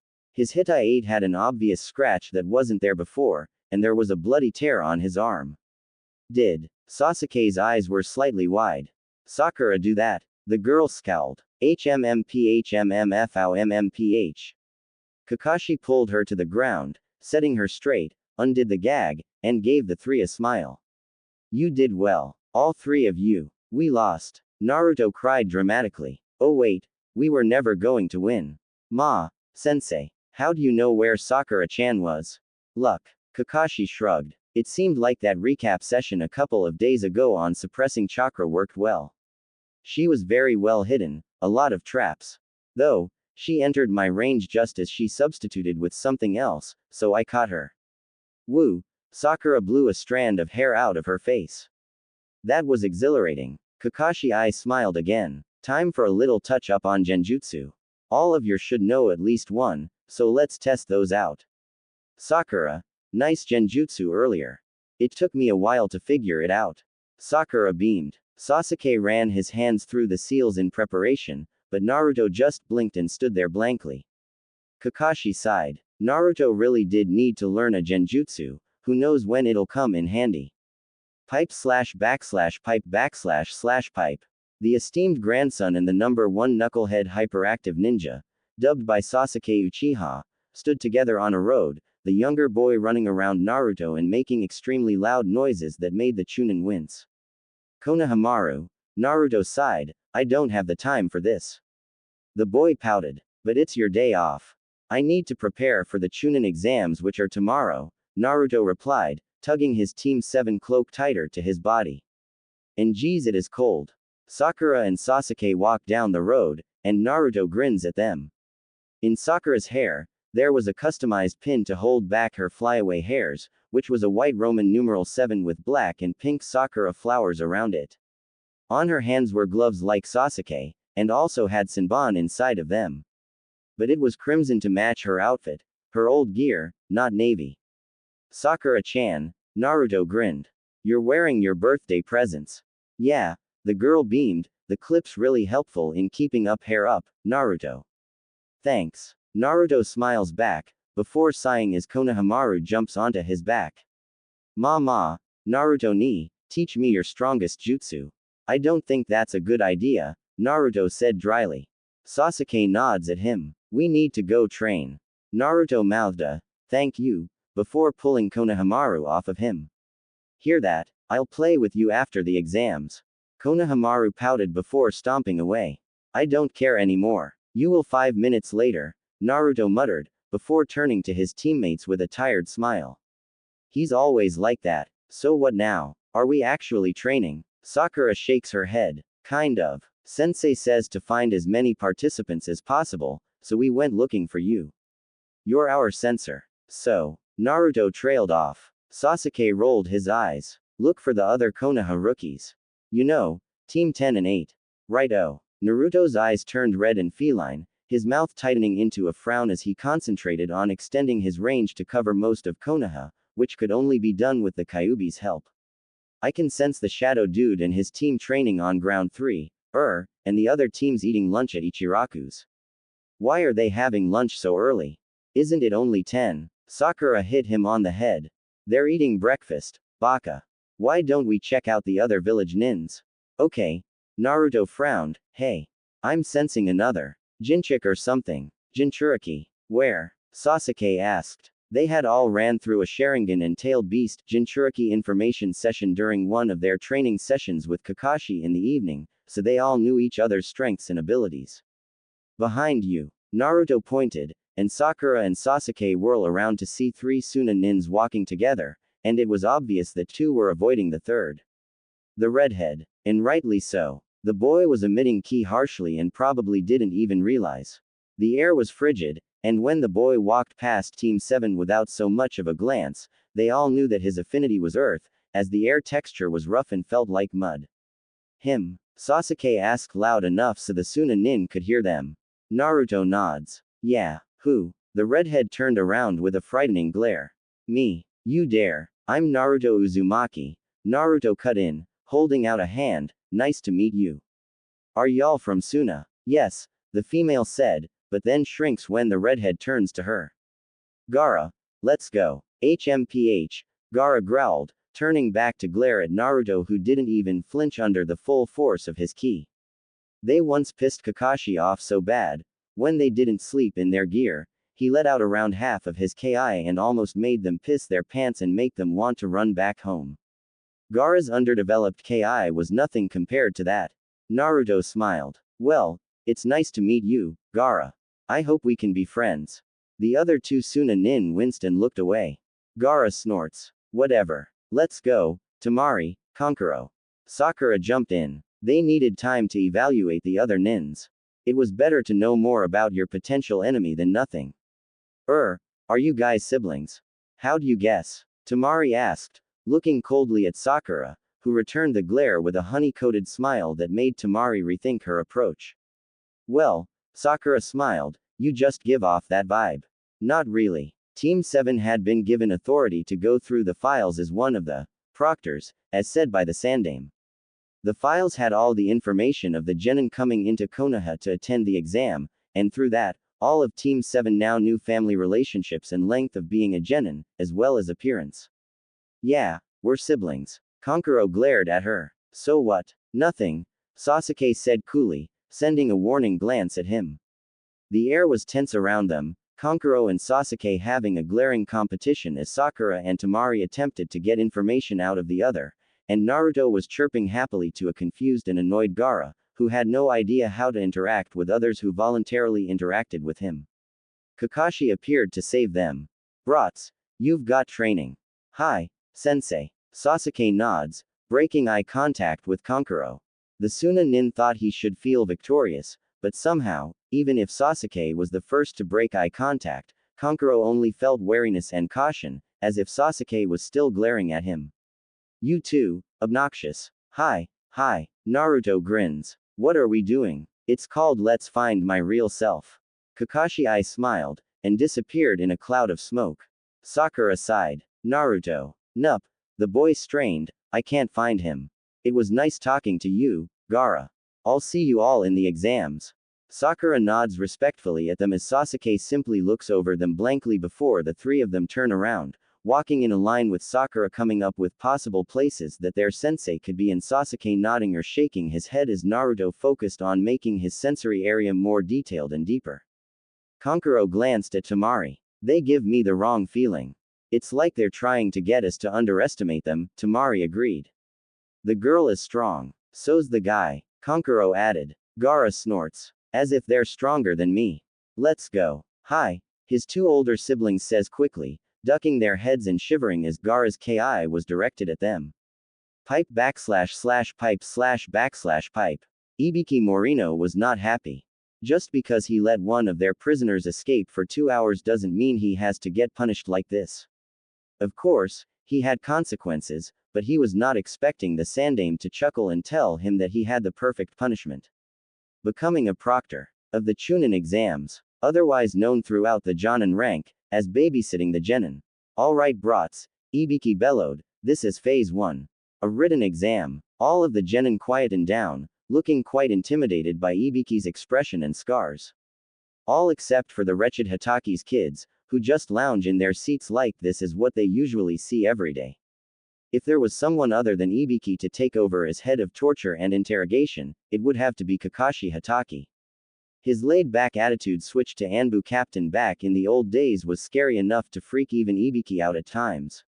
And he wasn't surprised to see the Uchiha look at him with a bored expression, the Haruno to look down at her sheet with little interest, and the Uzumaki to look super confused, but when he looked down at the sheet, something clicked and he looked satisfied.